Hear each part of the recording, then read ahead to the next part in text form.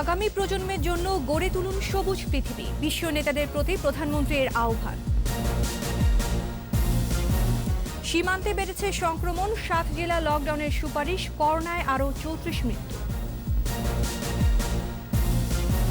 প্রবাসী অর্থায়নে তাণ্ডব চালায় হেফাজত, মধ্যপ্রাচ্য থেকে 6 কোটি টাকা এসেছে মামুনুলের অ্যাকাউন্টে। করোনার কারণে এবার হজের নিবন্ধন বন্ধ, সুযোগ পাচ্ছেন গত বছরের তালিকাভুক্তরা। সিলেটে ঘন ঘন ভূমিকম্প, বড় প্রাকৃতিক বিপর্যয়ের বার্তা, সতর্কতায় মনিটরিং সেল গঠন।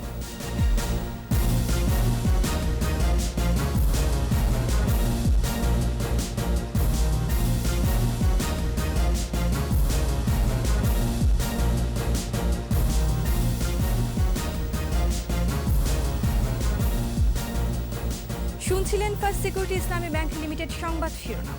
আমন্ত্রণ সন্ধ্যা 7টার 21 সংবাদে, সাথে আছি আমি আশা সাবেরা। দর্শক, 21 টেলিভিশনের সংবাদ একই সাথে সরাসরি দেখতে পাবেন আমাদের ফেসবুক পেজ www.facebook.com/2124 অনলাইনে। Mega spider ceiling fan, mega বাতাসে শান্তির পরশ। আগামী প্রজন্মের জন্য সবুজ পৃথিবী করতে বিশ্ব নেতাদের আরও নিবিড়ভাবে কাজ করার আহ্বান জানিয়েছেন প্রধানমন্ত্রী শেখ হাসিনা। P4G শীর্ষ সম্মেলনে অংশ নিয়ে মহামারী করোনার চ্যালেঞ্জ মোকাবেলার পাশাপাশি জলবায়ু পরিবর্তন সহ গুরুত্বপূর্ণ ক্ষেত্রগুলোতে আরও 3টি পরামর্শ দেন প্রধানমন্ত্রী শেখ হাসিনা। প্রণব চক্রবর্তীর report. Inclusive green recovery towards carbon neutrality এই প্রতিবাদে দক্ষিণ কোরিয়ার রাজধানী সিউলে অনুষ্ঠিত হচ্ছে partnering for green growth and the global goals 2030 বা P4G'র দুদিনব্যাপী সম্মেলন। অংশ নিয়েছে বিশ্বের 12টি দেশ। সম্মেলনে ভিডিও বার্তায় প্রধানমন্ত্রী শেখ হাসিনা বলেন, বাংলাদেশই বিশ্বে প্রথম স্বল্পোন্নত দেশ হিসেবে নিজস্ব সম্পদ দিয়ে জলবায়ু পরিবর্তন ট্রাস্ট ফান্ড গঠন করেছে। প্রতি বছর জলবায়ু পরিবর্তন মোকাবেলায় 500 কোটি মার্কিন ডলার খরচ করে Bangladesh. Bangladesh, a member of the P4G, pursues a low carbon development path. Our National Solar Energy Action Plan 2021-2041 predicts a generation of up to 40 gigawatt of renewable energy by 2041. এছাড়া পানি সংরক্ষণে 100 বছর মেয়াদী টেকসই উন্নয়ন পরিকল্পনা ডেল্টা প্ল্যান বাস্তবায়নের কথাও জানান Sheikh Hasina. COVID-19 pandemic with its many challenges. সম্মেলনে করোনাকালীন সময়ে বিভিন্ন চ্যালেঞ্জ মোকাবেলা করে সবুজ পৃথিবী গড়ার পথে এগিয়ে যাওয়ার তাগিদ দেন তিনি। We, the participating leaders in the P4G summit, need to work more closely towards a greener future for our next generation. 3 পরামর্শে P4G'কে আরও কর্মমুখী হওয়ার আহ্বান জানান। জোর দেন বিনিয়োগকারী, নীতি নির্ধারক, সৃজনশীল উদ্যোক্তা সহ 5টি পয়েন্টে কাজ করার ওপর। On climate adaptation and বৈশ্বিক জলবায়ু পরিবর্তন মোকাবেলা ও টেকসই উন্নয়নের লক্ষ্যমাত্রা বাস্তবায়নে 2017 সালে শুরু হয় P4G উদ্যোগ। প্রণব চক্রবর্তী, 21 টেলিভিশন, ঢাকা। সংসদ সচিবালয় কমিশনের 32তম সভা অনুষ্ঠিত হয়েছে। জাতীয় সংসদ ভবনের মন্ত্রী পরিষদ কক্ষে স্পিকার শিরিন শারমিন চৌধুরীর সভাপতিত্বে সভায় যোগ দেন প্রধানমন্ত্রী শেখ হাসিনা। বৈঠকে 2021-22 অর্থ বছরের বাংলাদেশ জাতীয় সংসদের জন্য উন্নয়ন ও অনুন্নয়ন খাতে মোট 336 কোটি 14 লাখ টাকার প্রাক্কলিত বাজেট অনুমোদন দেওয়া হয়। এছাড়া 2020-21 অর্থ বছরের সম্পূরক বাজেটের অনুমোদন দেওয়া হয়। এ সময় অর্থমন্ত্রী আহমদ মুস্তফা কামাল, আইনমন্ত্রী আনিসুল হক, সংসদে বিরোধী দল জাতীয় পার্টির চেয়ারম্যান GM কাদের উপস্থিত ছিলেন।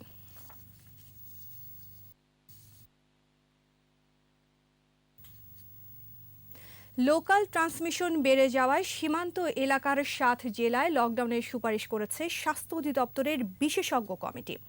দেশে এ পর্যন্ত 263টি জিনোম সিকোয়েন্সের মাধ্যমে 23 জনের দেহে পাওয়া গেছে ভারতীয় ভ্যারিয়েন্ট। নিয়মিত ভার্চুয়াল স্বাস্থ্য বুলেটিনে এসব তথ্য জানানো হয়। এদিকে কোভিড-19-এ 24 ঘন্টায় আরও 34 জন মারা গেছেন। আর দৈনিক সংক্রমণ হার বেড়ে হয়েছে 10.11%। বিস্তারিত জানাচ্ছেন স্মৃতি মণ্ডল। কোভিড পরিস্থিতি নিয়ে স্বাস্থ্য অধিদপ্তরের নিয়মিত ভার্চুয়াল স্বাস্থ্য বুলেটিন। সীমান্তের 7টা জেলায় অধিদপ্তরের মুখপাত্র অধ্যাপক রোবেদ আমিন বলেন, সীমান্তগুলোতে লোকাল ট্রান্সমিশন বেড়েছে, বিভিন্ন ভেরিয়েন্টের অস্তিত্ব মিলেছে।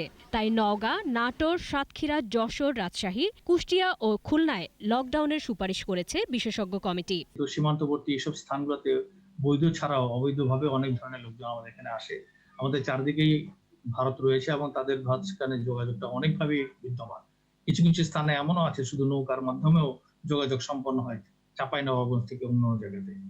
তাই যেসব যারা অবৈধ উপায়ে আমাদের এখানে এসেছেন তাদের মাধ্যমে সংক্রমণ ছড়িয়ে যেতে পারে। ভেরিয়েন্ট প্রসঙ্গে আইডিসিআর পরিচালক তাহমিনা শিরিন বলেন, 263টি জিনোম সিকোয়েন্সিং এর মধ্যে 27 জনের দেহে ইউকে ভেরিয়েন্ট, 85 জনের সাউথ আফ্রিকান, 5 জনের নাইজেরিয়ান ও 23 জনের দেহে ভারতীয় ভেরিয়েন্ট পাওয়া গেছে। এই ভ্যারিয়েন্ট কিন্তু কোনো নতুন বিষয় না। যত ডিজিজ শনাক্ত হবে, ডিজিজ ট্রান্সমিশন হবে এক মানুষ থেকে আরেক মানুষে, নতুন নতুন ভ্যারিয়েন্টের আবির্ভাব হবে। সুতরাং ভ্যারিয়েন্ট যাই হোক না কেন, আমাদের করণীয় দুটি বিষয়। একটি হচ্ছে স্বাস্থ্যবিধি মেনে চলা এবং যখন যার টার্ন আসবে উনি টিকা গ্রহণ করবেন। এদিকে স্বাস্থ্য অধিদপ্তরের দেয়া তথ্য অনুযায়ী 24 ঘন্টায় মারা গেছেন আরও 34 জন। মৃতের সংখ্যা বেড়ে 12,583। নতুন 1,444 জন সহ মোট শনাক্ত 7,98,830। সুস্থ হয়েছেন আরও 1,397 জন। পরীক্ষার বিপরীতে দৈনিক সংক্রমণ হার বেড়ে হয়েছে 10.11%, মৃত্যু হার বেড়ে 1.58 ও সুস্থতার হার 92% বেশি। 24 ঘন্টায় সবচেয়ে বেশি মৃত্যু চট্টগ্রাম বিভাগে 12 জন, 60 21 জনের মৃত্যু হয়েছে। দেশে এ পর্যন্ত করোনা পরীক্ষা হয়েছে 59 লাখের বেশি। স্মৃতিমণ্ডল, 21 টেলিভিশন, ঢাকা। করোনা সংক্রমণ বাড়ছে দেশের সীমান্তবর্তী জেলাগুলোয়। স্থলবন্দরগুলোতে ভারত থেকে আসা যাত্রীদের করোনা টেস্ট করা হলেও পণ্য নিয়ে আসা ট্রাক চালক ও সহকারীদের কোনো পরীক্ষা হচ্ছে না। এতে সংক্রমণ আরও বাড়ার আশঙ্কা স্থানীয়দের। 21 প্রতিনিধিদের সহায়তায় রত্নাজামানের রিপোর্ট।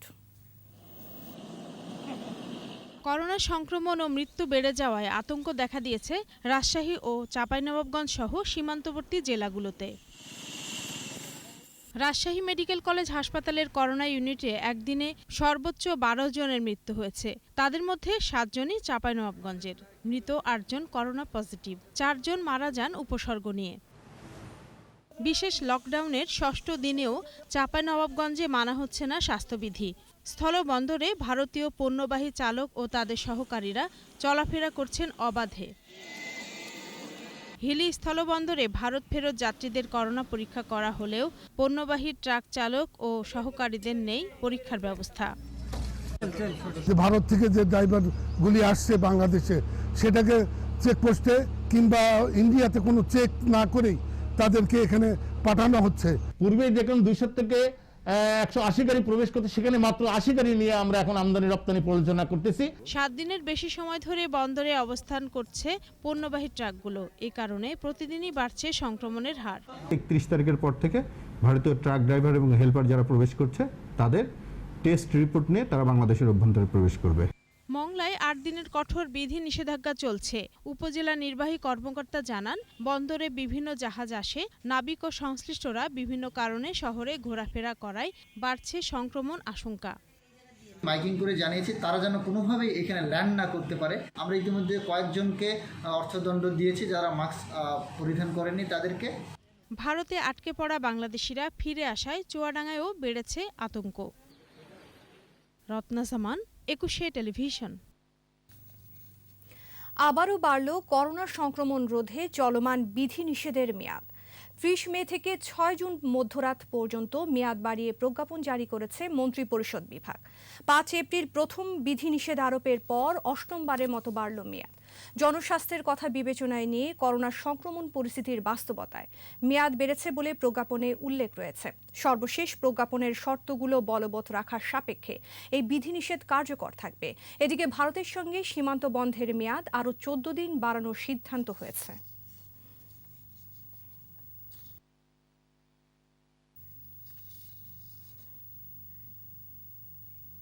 হেফাজত নেতা মামুনুল হকের ব্যাংক অ্যাকাউন্টে মধ্যপ্রাচ্য থেকে 6 কোটি টাকা আসার তথ্য পেয়েছে গোয়েন্দা পুলিশ। এছাড়া হেফাজতের কার্যক্রম পরিচালনায় প্রবাসী অনুদান বেশি বলেও জানান যুগ্ম কমিশনার মোহাম্মদ মাহবুব আলম। রাসেল খানের রিপোর্ট। হেফাজতের তাণ্ডব সহিংসতায় বিভিন্ন মামলার তদন্ত কাজ এগিয়ে নিতে একে একে সামনে আসে মামুনুল হকের আর্থিক লেনদেনের বিষয়টি। জব্দ করা হয় তার একাধিক ব্যাংক হিসাব। এসব অর্থ মধ্যপ্রাচ্য সহ বিভিন্ন দেশ থেকে মামুনুলের অ্যাকাউন্টে পাঠাতো প্রবাসীরা। মসজিদ ও এতিমখানা সহ বিভিন্ন উন্নয়নমূলক কাজে ব্যবহারের নামে হেফাজত নেতারা এই টাকা নিজেরাই ভাগ বাটোয়ারা করে নিত। হেফাজতের যে অর্থায়নের বিষয়টি এগুলো অত্যন্ত গভীরভাবে আমরা পর্যবেক্ষণ করছি এবং নথিপত্রগুলো যাচাই করছি। তার মধ্যে আপনারা জানেন যে অতি সাম্প্রতিক যে মামুনুল হক সাহেবের গ্রেপ্তারের পর তার ব্যাংক অ্যাকাউন্ট থেকে আমরা প্রায় তথ্য নিয়ে জেনেছি যে এক বছর প্রায় 6 কোটি টাকা লেনদেন হয়েছে। হেফাজত নেতা মনির হোসেন কাসিমির ব্যাংক হিসাবও খতিয়ে দেখছে গোয়েন্দা পুলিশ।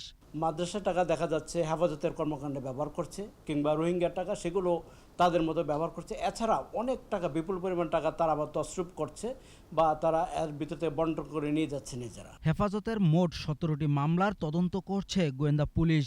শিগগিরই প্রতিবেদন জমা দেবে তারা। রাসেল খান, 21 টেলিভিশন, ঢাকা। এনআইডি নিবন্ধন কার্যক্রম ইসির তত্ত্বাবধানে রাখার দাবি কমিশন কর্মকর্তাদের। আর এ কাজ অন্য কারো হাতে গেলে সাংবিধানিক সংকট তৈরি হতে পারে বলে মন্তব্য করেছেন প্রধান নির্বাচন কমিশনার KM নুরুল হুদা। বিস্তারিত জানাচ্ছেন স্মৃতি মণ্ডল। জাতীয় পরিচয়পত্র নিবন্ধন কার্যক্রম নির্বাচন কমিশন থেকে সরিয়ে নেয়ার বিষয়টি উঠে এসেছে সম্প্রতি। দুপুরে রাজধানীর আগারগাঁও নির্বাচন কমিশন ভবনে প্রধান নির্বাচন কমিশনার KM নুরুল হুদার কার্যালয়ে ভিড় জমান ইসির কর্মকর্তা কর্মচারীরা। পরে বাংলাদেশ ইলেকশন কমিশন অফিসার্স অ্যাসোসিয়েশনের পক্ষ থেকে প্রতিবাদ জানিয়ে সিইসির কাছে তাদের বক্তব্য তুলে ধরেন। নির্বাচন কমিশনকে না জানিয়েই এনআইডির বিষয়ে সিদ্ধান্ত নেওয়া হয়েছে জানান সংগঠনটির সভাপতি। 17 মের আগে জানানো হয়নি। মাননীয় প্রধান নির্বাচন কমিশনার মহোদয় এটি বলেছেন যে আমরা জানি না, এবং এটিও বলেছেন যে আমরা বিষয়টি নিয়ে সম্পূর্ণ অন্ধকারে আছি। এখানে আর নতুন করে তাদেরকে জনবল তৈরি করতে হবে, অবকাঠামো তৈরি করতে হবে, এবং যে একটি পরিচিত প্ল্যাটফর্ম আছে যে মানুষ এখানে আসলে সেবা পায়, সেই পরিচিত প্ল্যাটফর্মটি নষ্ট হয়ে যাবে। চিঠিপত্রগুলো আদান প্রদান হবে সচিবালয়ের মাধ্যমেই, আমাদের পয়েন্টসগুলো অন্তর্ভুক্ত করেই স্যাররা পাঠাবেন। পরে সাংবাদিকদের প্রশ্নের উত্তরে সিইসি বলেন এনআইডি সরিয়ে না নিতে যুক্তি তুলে ধরে প্রতিবেদন তৈরি করে সচিবালয়ে পাঠানো হবে। এনআইডির কাজ অন্য সংস্থার হাতে গেলে সাংবিধানিক সংকট তৈরি হতে পারে। ভোটার তালিকা যখন তৈরি করতে যাব সেটা তৈরি করবো আমরা, অথচ এনআইডি থাকবে তাদের কাছে, তাহলে কীভাবে হবে? তাহলে তো ওই মন্ত্রণালয়ের সাথে আমাদের এই নির্বাচন কমিশনের একটা এসে যায়, মানে সাবঅর্ডিনেশন অথবা সুপেরিয়রিটি এসে যায়, যেটা সংবিধান গ্রহণ করে না। কারণ নির্বাচন কমিশন আলাদা থাকবে, যেটা অন্য কোনো মন্ত্রণালয়ের সাথে তাদের এইরকম দাপ্তরিক যোগাযোগ থাকবে না। 24 মে মন্ত্রিপরিষদ বিভাগ থেকে জারি করা চিঠিতে এনআইডি কার্যক্রম স্বরাষ্ট্র মন্ত্রণালয়ের সুরক্ষা বিভাগের কাছে ন্যস্ত করতে বলা হয়। আমরা শুধু জেনেছি, পত্রপত্রিকা শুনেছি। স্মৃতি মণ্ডল, 21 টেলিভিশন, ঢাকা। হজে যাওয়ার জন্য নতুন করে এবছর কেউ নিবন্ধন করতে পারবেন না। গত বছর যারা নিবন্ধন করে অপেক্ষমান তাদের মধ্য থেকে একে একে হজে পাঠানো হবে। সৌদি সরকারের সব নির্দেশনা মেনে যাত্রীদের প্রস্তুত রাখা হয়েছে বলে জানিয়েছে Hajj association of Bangladesh HAAB. Jasim জুয়েলের 3 পর্বের ধারাবাহিকের আজ দ্বিতীয় পর্ব। 2021 সালে হজ কিভাবে হবে, কতজন অংশ নিতে পারবেন, এখনো পর্যন্ত কিছুই চূড়ান্ত হয়নি। তবে সৌদি স্বাস্থ্য মন্ত্রণালয় একটি নির্দেশনা দিয়েছে, সে অনুযায়ী আপাতত প্রস্তুতি সম্পন্ন করেছে বাংলাদেশ। হজ এজেন্সি অ্যাসোসিয়েশন অফ বাংলাদেশের সভাপতি বলেন, এবার নতুন করে কারো নিবন্ধন নেওয়া হয়নি। গত বছর যারা নিবন্ধন করেছে তাদের মধ্য থেকেই হজ যাত্রী পাঠানো হবে। 2020 সালে হজে গমনের জন্য যারা রেজিস্ট্রেশন করে টাকা জমা দিয়ে অপেক্ষা করছিলেন, তারা গত বছর টাকা উইথড্র করেন নাই, রেজিস্ট্রেশন ক্যান্সেল করেন নাই, এবং এই বছর পর্যন্ত তারা টাকাও উইথড্র করেন নাই, রেজিস্ট্রেশন ক্যান্সেল করেন নাই। সেই সংখ্যাটি 61,000। শুধু তাদের থেকেই যে সংখ্যায় সৌদি সরকার অনুমতি দিবে সেই সংখ্যায় নেওয়া হবে। 2021 সালের জন্য নতুন করে রেজিস্ট্রেশন করে নতুন হজযাত্রী নেওয়ার আর কোনো সুযোগ নাই। সৌদি সরকারের নির্দেশনা অনুযায়ী নিবন্ধনকৃত সবাইকে 2 ডোজ টিকা দেয়া সম্পন্ন হয়েছে বলেও জানান হাব সভাপতি। হজে গমন করার জন্য 18 থেকে 60 বছর বয়সের হতে হবে এবং টিকার 2টি ডোজ দেয়া থাকতে হবে। তা আমাদের হজ যাত্রীদের যারা আগ্রহী এবং নিবন্ধিত তাদের টিকার 2টি ডোজ সম্পন্ন করে আমরা প্রস্তুত আছি। এখন সৌদি হজ ও ওমরা মন্ত্রণালয়ের চূড়ান্ত সিদ্ধান্তের অপেক্ষায় আছেন বলেও জানান হাব সভাপতি। জসিম জুয়েল, 21 টেলিভিশন, ঢাকা। কয়েক ঘন্টার ব্যবধানে 6 বার ভূমিকম্প, তাও আবার ডেঞ্জার জোন ভারতের মেঘালয়ের ডাউকি ফল্টের কাছে। সে কারণেই এবারের ভূমিকম্প আতঙ্ক ছড়িয়েছে সিলেটে। ঘন ঘন ভূমিকম্প সিলেট অঞ্চলে ভবিষ্যতে বড় কোনো প্রাকৃতিক বিপর্যয়ের বার্তা দিচ্ছে বলেও আশঙ্কা বিশেষজ্ঞদের। সিলেট বিভাগীয় প্রতিনিধি ওয়েস খসরুর রিপোর্ট জানাচ্ছেন রত্না সামান। শনিবার সকাল 10:30 থেকে রোববার ভোর পর্যন্ত 6 দফা ভূমিকম্প অনুভূত হয়েছে সিলেটে। সর্বোচ্চ 4.1 মাত্রার এই ভূমিকম্প আতঙ্ক ছড়িয়েছে সাধারণ মানুষের মধ্যে। বিজ্ঞানীরা বলতেছেন যে অনেক বড় ধরনের একটা ক্ষয়ক্ষতি হবে সিলেটের আর একটা ভূমিকম্প হলে। সংশ্লিষ্টরা জানিয়েছেন ভূমিকম্পগুলোর উৎপত্তিস্থল সিলেটের জৈন্তাপুর সহ নগরের আশপাশের 15 কিলোমিটারের মধ্যে। গত 1 দশকের মধ্যে সিলেটেই উৎপত্তি এ ধরনের ভূমিকম্পের খবর নেই বললেই চলে। তবে বিভিন্ন সময়ে ভারতের আসাম ও মেঘালয়ে উৎপত্তি হওয়া 8-10টি ভূমিকম্প অনুভূত হয়েছে সিলেটেও। শহরের আশেপাশেই হয়েছে, অর্থাৎ সিলেট রিজিয়নের দেখা যাচ্ছে যে একই জায়গায় নয়, বাট 3টা লোকেশনে দেখাইছে, পাশাপাশি দেখাইছে। ঘন ঘন ভূমিকম্প সিলেটে বড় ধরনের প্রাকৃতিক বিপর্যয়ের জানান দিচ্ছে বলে জানিয়েছেন বিশেষজ্ঞরা। তারা জানান ডেঞ্জার জোনে রয়েছে ডাউকি ফল্ট। এই ধরনের সিসমিক অ্যাক্টিভিটিস বৃদ্ধি পাওয়া, ছোট ছোট ভূমিকম্প হওয়া, এটাই ইন্ডিকেট করে যে অতি সত্বর বা খুব নিয়ার ফিউচারে বড় কোনো ভূমিকম্প এই অঞ্চলে হতে পারে। এদিকে ভূমিকম্পের ক্ষয়ক্ষতি রোধে সিলেটে সতর্কতামূলক ব্যবস্থা নিচ্ছেন সংশ্লিষ্টরা। গঠন করা হয়েছে একটি মনিটরিং সেল। ঝুঁকিপূর্ণ ভবন যেগুলাতে অ্যালার্মিং, আমরা এগুলাকে যেভাবে পারি আমরা রিমুভ করার চেষ্টা করব। এদিকে কয়েক দফা ভূমিকম্পের পর নগরীতে 2টি 6তলা ভবন হেলে পড়েছে। এরই মধ্যে ভবনে বসবাসকারীদের সরে যাওয়ার নির্দেশ দিয়েছে নগর কর্তৃপক্ষ। রত্না সামান, 21 টেলিভিশন। নিচ্ছি প্রিমিয়ার ব্যাংক লিমিটেড সংবাদ বিরতি। নো মাস্ক নো সার্ভিস বিধি মেনে চলুন, সুস্থ থাকুন। যখন ফিরছি তখন অন্যান্য খবরের সঙ্গে আরও থাকবে। বাজেটে কৃষিকে বিশেষ গুরুত্ব দেওয়ার পরামর্শ বিশেষজ্ঞদের। সার, বীজ, কীটনাশকে বাড়তি ভর্তুকির দাবি।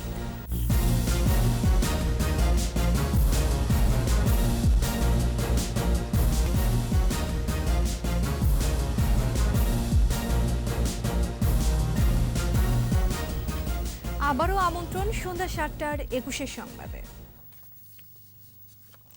সরকার খালেদা জিয়া ইস্যুতে যতটা উদার এবং মানবিক দিক দিয়ে বিবেচনা করছে বিএনপি, তার চেয়ে বেশি রাজনীতি করছে বলে মন্তব্য করেছেন আওয়ামী লীগ সাধারণ সম্পাদক ওবায়দুল কাদের।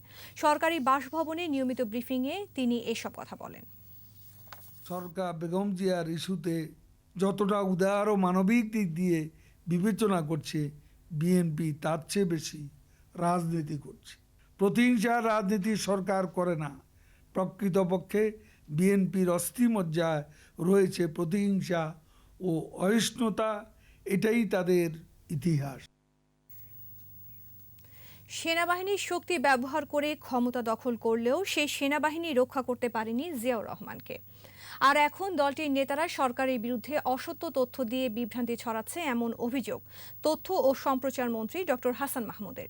নিজ মন্ত্রণালয় সমসাময়িক বিষয় নিয়ে আলাপে জানান, জাতির জনক বঙ্গবন্ধু শেখ মুজিবুর রহমানের হত্যাকাণ্ডে জিয়া জড়িত, এটা প্রমাণিত সত্য। শুধু তাই নয়, খুনিদের পুনর্বাসন করা সহ বিচারের পথও বন্ধ করেছিল।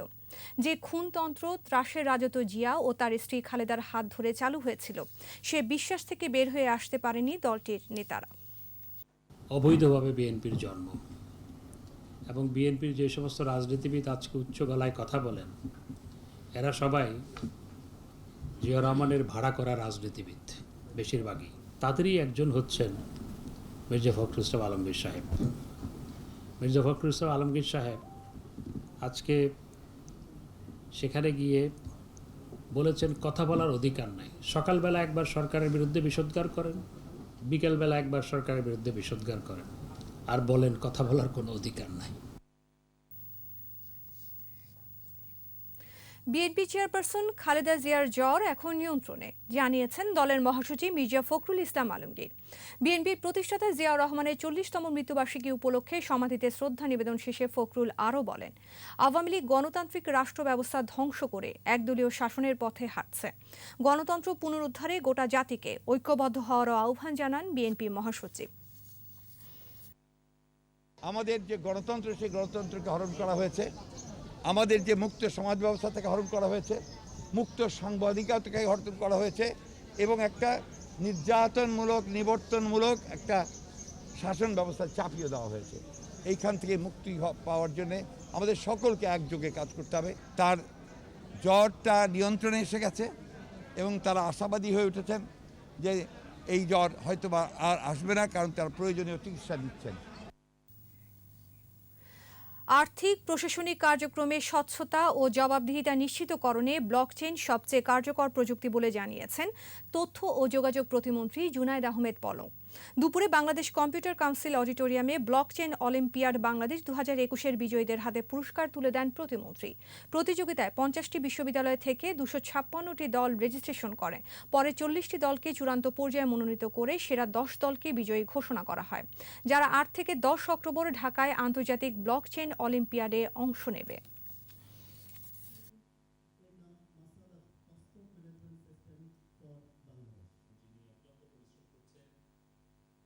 শিক্ষা, স্বাস্থ্য, বাণিজ্য, বিচারিক ব্যবস্থা, সেই ব্যবস্থাটাকে যদি আমরা নিরাপদ করতে চাই, তাহলে আমাদের ব্লকচেইন টেকনোলজি ব্যবহারের কোনো বিকল্প নেই। অর্থাৎ আমাদের শুধু বাংলাদেশ নয়, সারা পৃথিবী আর্থিক এবং প্রশাসনিক কাজে স্বচ্ছতা, জবাবদিহিতা এবং দ্রুততা নিশ্চিত করার জন্য ব্লকচেইনই হবে সবচেয়ে নির্ভরযোগ্য প্রযুক্তি। তামাক পণ্য উৎপাদন ও বিপণনকারী প্রতিষ্ঠানগুলোর উৎসাহব্যঞ্জক আর্থিক সহায়তা, সাথে মোটা অঙ্কের লাভের নিশ্চয়তা। তাই স্বাস্থ্য ঝুঁকি জেনেও তামাক চাষ ছাড়ছেন না কৃষকরা। প্রতি বছরই বাড়ছে চাষের আওতা ও উৎপাদন, আর এক্ষেত্রে সরকারের কার্যকর পদক্ষেপ না থাকাকেই দুষছেন বিশেষজ্ঞরা। কুষ্টিয়া প্রতিনিধিকে সাথে নিয়ে মেহেদী হাসানের ধারাবাহিক প্রতিবেদনের প্রথম পর্ব আজ। কুষ্টিয়ার আব্দুস সাত্তার 3 বিঘা জমিতে তামাক চাষ করেন। সব মিলিয়ে খরচ 26,000 টাকা।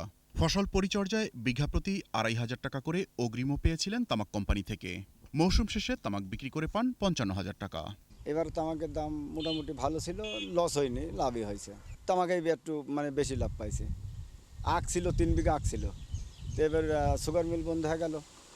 বন্ধ হওয়ার কারণে তো আখ ধরেন আখের জমি সম্পূর্ণই এবার মারি দেওয়া গিয়েছে। অনেকটা দাদন ব্যবসার মতো হলেও বিড়ি সিগারেট বা গুলজর্দার কোম্পানিগুলোর এমন অর্থ সহায়তার ফাঁদে পড়ে অনেক কৃষকই এখন তামাক চাষী। যদিও দীর্ঘমেয়াদের জমি ও স্বাস্থ্যের ক্ষতির বিষয়টি তাদের অজানা নয়। তামাকে পয়সা আছে, তামাকের পয়সাটা একবারে পাওয়া যায়, ওই জন্য আমরা তামাক চাষ করতে চাই। ওখানে অতিরিক্ত সার ব্যবহার করা থাকে, যে সার ওইটা স্বল্প সময়ের ফসল তামাক এটা খেতে পারে না, এজন্য পরবর্তীতে ওই সারে অন্য ফসলের কাজ করে। এজন্য এরা ভাবছে যে অন্য ফসলটা মনে হয় তামাক চাষের কারণেই হচ্ছে, আসলে তামাকে আমাদের ক্ষতি করে। এছাড়াও তামাক পাতা সংগ্রহ ও প্রাথমিক প্রক্রিয়াজাতকরণে কৃষক পরিবারের সদস্যরা থাকেন বড় স্বাস্থ্য ঝুঁকিতে। তামাকের কাজে প্রথমে নিয়মিত ধরেন এইসব বাসা অথবা কোনো ধরনের জাল দিয়ে সব কাজ করে। 60-এর দশকের মাঝামাঝি দেশের উত্তরাঞ্চলে সীমিত পরিসরে তামাক চাষ শুরু হয়। এরপর থেকেই পণ্যটির চাষ বাড়ছে। রংপুর অঞ্চল ছাড়াও কুষ্টিয়া আর পার্বত্য এলাকার কৃষকরা বেশি ঝুঁকছেন তামাক চাষে। কিছু টোবাকো কোম্পানি রয়েছে যারা কৃষকের সাথে সরাসরি তামাক উৎপাদনের সাথে জড়িত।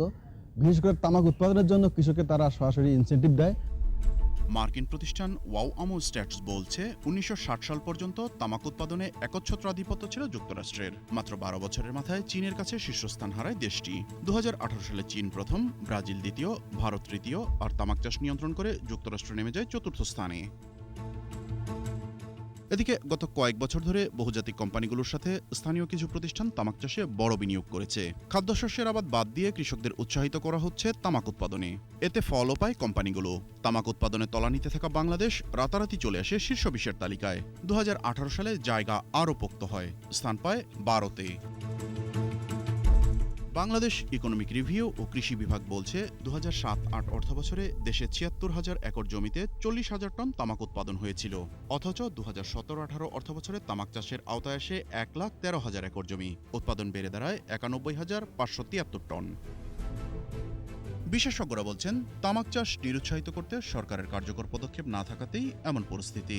সাথে তামাক পণ্যের কোম্পানিগুলোর দৌরাত্ম্য তো আছেই। তামাকের কারণে আমাদের যে স্বাস্থ্য ক্ষতি হচ্ছে এটি কিন্তু এড়িয়ে যাচ্ছে। পাশাপাশি আমাদের উন্নয়ন কর্মকাণ্ডে অর্থের সংশ্লেষ এগুলো আছে, তাতে কিন্তু সরকার উৎসাহিত হয়। বিশেষ করে যারা রাজস্ব আহরণ করে অর্থাৎ এনবিআর, তাদের কাছে কিন্তু একটা শুভঙ্করের ফাঁকি উপস্থাপন করা হয়। মাটি, পরিবেশ ও মানুষের স্বাস্থ্য ঝুঁকি বিবেচনায় তামাকের চাষ পর্যায়ে করারোপের পরামর্শ বিশেষজ্ঞদের। মেহেদী হাসান, ২১ টেলিভিশন, ঢাকা। বাজেট প্রসঙ্গ।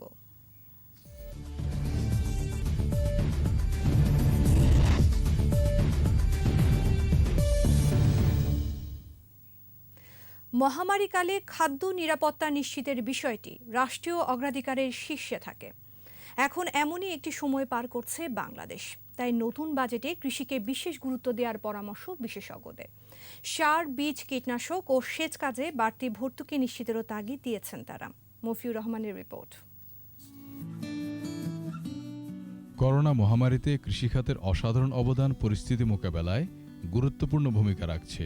ঝুঁকির মধ্যেও গেল বছর ভালো ফলন ঘরে তুলেছেন দেশের কৃষকরা। এবারের প্রত্যাশা আরেকটু বেশি। তবে এসব সম্ভব হয়েছে রাষ্ট্রীয় পৃষ্ঠপোষকতায়, অর্থাৎ ভর্তুকির সুফল মিলছে। কৃষি অর্থনীতিবিদরা বলছেন, 2021-22 অর্থবছরের বাজেটে কৃষিতে বরাদ্দ বাড়ানো জরুরি। কারণ করোনা মহামারীতে খাদ্য নিরাপত্তা জোরদারের বিকল্প নেই।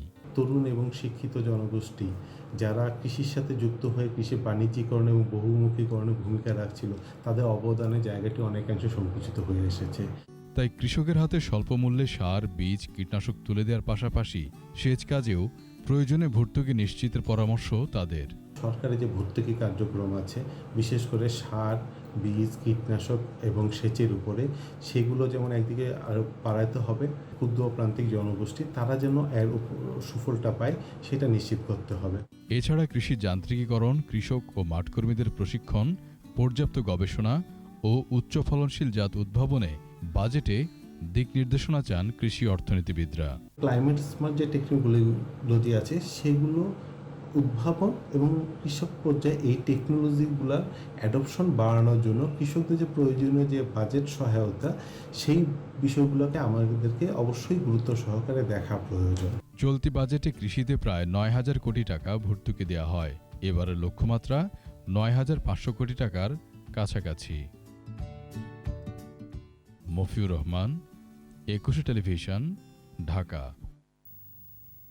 নিচ্ছি প্রিমিয়ার ব্যাংক লিমিটেড সংবাদ বিরতি। নো মাস্ক নো সার্ভিস বিধি মেনে চলুন, সুস্থ থাকুন। যখন ফিরছি তখন অন্যান্য খবরের সঙ্গে আরও থাকবে। করোনায় বিশ্বে বাড়ছে শিশুশ্রম। স্কুল বন্ধ থাকা ও বাবা মার কর্মসংস্থান হারানোই কারণ।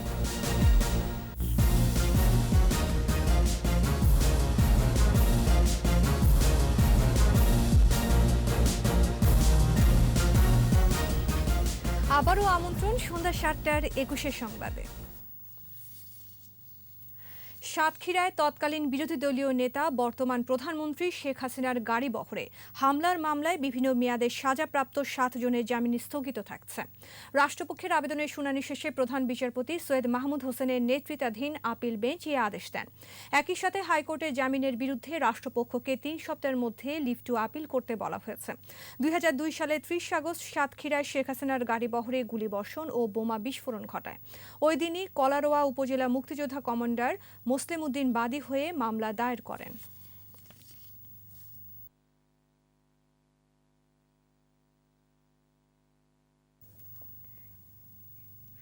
সময় টিভির সিনিয়র সাংবাদিক আফজাল হোসেনের বিরুদ্ধে মিথ্যা মামলা প্রত্যাহারের দাবি জানিয়েছে আইন আদালত বিটের সাংবাদিকদের সংগঠন ল রিপোর্টার্স ফোরাম LRF। দুপুরে সুপ্রিম কোর্টের প্রধান ফটকে মানববন্ধন, সংশ্লিষ্ট আদালতের নাজিরের দুর্নীতির বিরুদ্ধে পদক্ষেপ নিতে প্রধান বিচারপতি ও আইনমন্ত্রীর প্রতি আবেদন জানান আইন সাংবাদিকরা। আফজাল হোসেন সুপ্রিম কোর্টে কর্মরত সাংবাদিকদের সংগঠন ল রিপোর্টার্স ফোরামের সাবেক সাংগঠনিক সম্পাদক। নোয়াখালী জেলা জজ আদালতের একজন কর্মচারীর বিরুদ্ধে দুর্নীতির প্রতিবেদন করায় ডিজিটাল নিরাপত্তা আইন ও মানহানির অভিযোগে আফজাল হোসেনের বিরুদ্ধে মামলা হয়েছিল।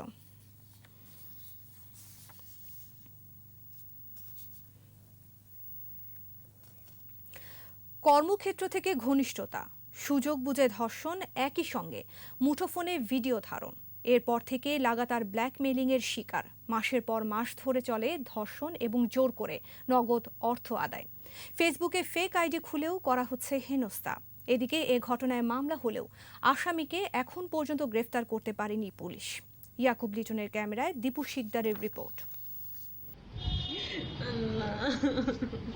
প্রথমবার ধর্ষণের পরে এই ভিডিওটি পাঠানো হয় ওই নারীর কাছে, আর এই দিয়ে শুরু অভিযুক্ত সজীবের ব্ল্যাকমেলিং। মাসের পর মাস ধরে করে ধর্ষণ আর নতুন নতুন ভিডিও ধারণ, তারপর চাপ দিয়ে নগদ টাকা আদায় করা ছিল কৌশল। ভালো বন্ধুত্ব হয়ে পরে একদিনও আমার মিথ্যা বলে বাসায় নিয়ে যায়, বাসায় নিয়ে তো আমার দর্শন করে, তারপর এগুলো ভিডিও করে রাখে। তারপর থেকে এই ভিডিও দেখায় আমার প্রত্যেকবার ওর বাসায় নিয়ে যায়। 2 দিন পরে বাসায় যায়, ওগুলোও ভিডিও করে, একটা ডিলিট করে টাকা পয়সা দেই, আবার একটা রাখে। এক পর্যায়ে পরিবারকে জানিয়ে সজীবের বিরুদ্ধে মামলা করলেও থামেননি তার অপকর্ম। লজ্জাটাল আমি গ্রামে গেছি, গ্রামে যে এমন জায়গায় গেছি যেন কেউ আমার না দেখে, ওইখানটা পর্যন্ত আমার ছাড় দেয় নেই, ওইটাও পুলিশের বলা হয়েছে। সামাজিক যোগাযোগ মাধ্যমে ওই নারীকে হেনস্থার কিছু প্রমাণ এসেছে 21-এর হাতে। তোর বাচ্চা আমার যাতে পুলিশ না ধরে, বুঝছো, তোর বাপেরা যাতে আমার না ধরে, এই জন্য দৌড়াইছে, বুঝছো।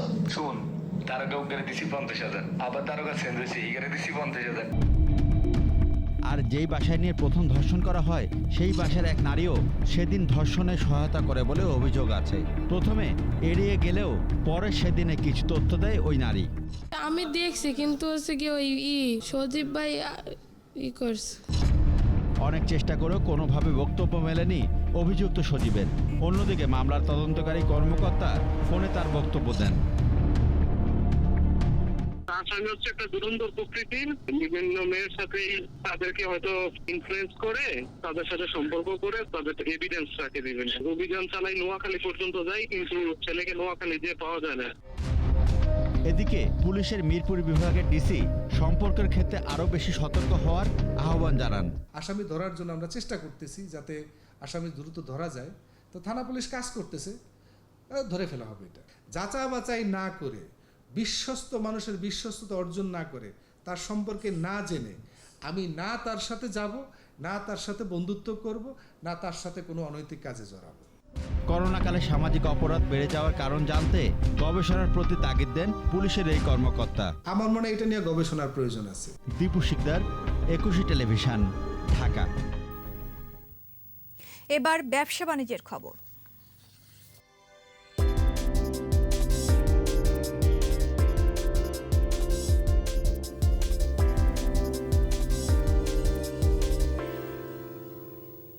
ঢাকা স্টক এক্সচেঞ্জের প্রধান সূচক 6,000 পয়েন্ট ছাড়ালো, যা 39 মাস বা 3 বছর 3 মাসের মধ্যে সূচকের সর্বোচ্চ অবস্থান। চলতি সপ্তাহের প্রথম কার্যদিবসে ডিএসইতে লেনদেন হওয়া 364টি প্রতিষ্ঠানের মধ্যে দর বেড়েছে 144টির, কমেছে 174টির, আর অপরিবর্তিত ছিল 46টির দর। ডিএসইর প্রধান সূচক ডিএসইএক্স 22 পয়েন্ট বেড়ে উঠে আসে 6,008 পয়েন্টে। এর আগে সর্বশেষ 2018 সালের 14 ফেব্রুয়ারি ডিএসইর সূচক ছিল 6,102 পয়েন্টে। এদিকে দিন শেষে ডিএসইতে লেনদেনের পরিমাণ দাঁড়ায় 2,149 কোটি 21 লাখ টাকা। সূচক বেড়েছে অপর স্টক এক্সচেঞ্জ সিএসইতেও। লেনদেন হয়েছে 109 কোটি 2 লাখ টাকার শেয়ার ও মিউচুয়াল ফান্ড।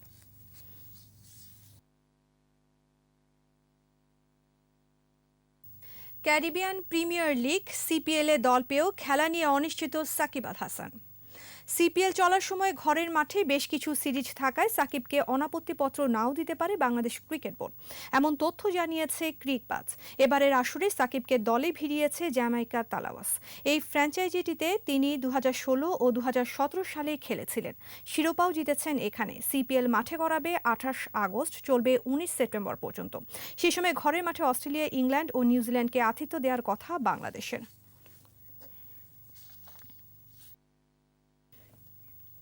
কাল থেকে মাঠে গড়াচ্ছে বঙ্গবন্ধু ঢাকা প্রিমিয়ার টি-20 ক্রিকেট লিগ। মিরপুর শেরেবাংলা স্টেডিয়ামে সংবাদ সম্মেলনে প্রিমিয়ার লিগের টাইটেল স্পন্সর হিসেবে ওয়ালটন গ্রুপের নাম ঘোষণা করেছে বিসিবি। টানা নবমবারের মতো আসরের টাইটেল স্পন্সর ওয়ালটন। এদিকে 2012 দল নিয়ে মিরপুর ও বিকেএসপিতে দুটি মাঠে শ্রেষ্ঠত্বের লড়াইয়ে নামবে ঢাকার সেরা ক্লাবগুলো। মিরপুরে উদ্বোধনী ম্যাচে লড়বে আবাহনী লিমিটেড ও পারটেক্স স্পোর্টিং ক্লাব।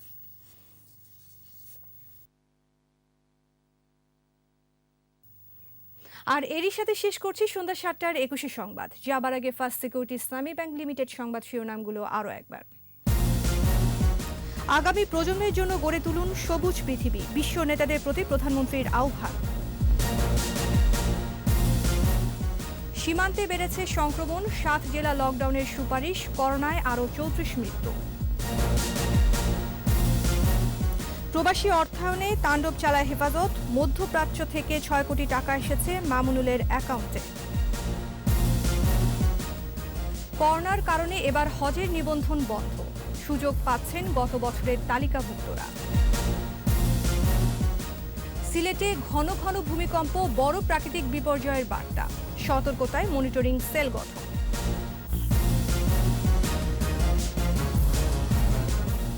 সর্বশেষ খবর জানতে ডায়াল করুন 2021 নম্বরে আর ভিজিট করুন 21-tv.com এই ওয়েবসাইটে। এছাড়া ফেসবুকে লগ ইন করতে পারেন facebook.com/2124 অনলাইনে। পরের সংবাদ রাত 9টায় দেখার আমন্ত্রণ রইল। সুস্থ থাকুন, নিরাপদে থাকুন। ধন্যবাদ সবাইকে।